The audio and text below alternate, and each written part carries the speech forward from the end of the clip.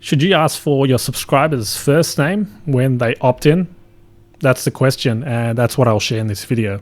Some people say that if you disregard the first name and only ask for the email address, that gives them less options, and in the end, it'll result in more higher conversions, and you'll get more subscribers in the end.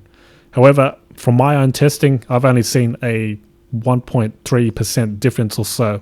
Not a significant amount, but obviously if you're generating lots of traffic, like millions of visitors, then that makes the 1.3% does make a difference.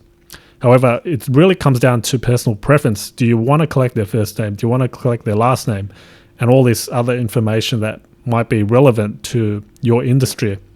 But in this internet marketing industry, usually just the first name and email address is sufficient enough.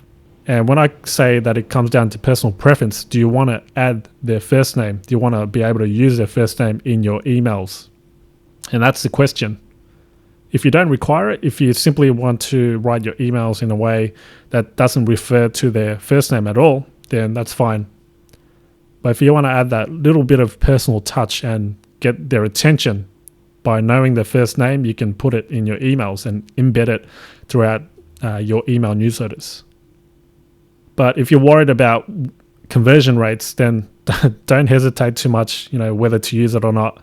If it looks better, just asking for the email address, and if it fits your opt-in page, as in your design, then, feel free to just use the email address as a field.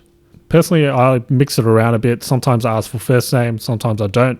Really depends on the context. Just don't be too concerned about, whether you should leave the first name out because you're going to get high conversions just by using email address. Test it out yourself, because there are many variables when you're doing testing and tracking. It could be your opt-in form, could be your headline, could be the layout, could be the call to action, could be anything.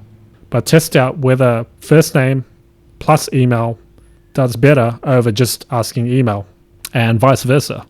At the end of the day, don't be too concerned whether to add it or not.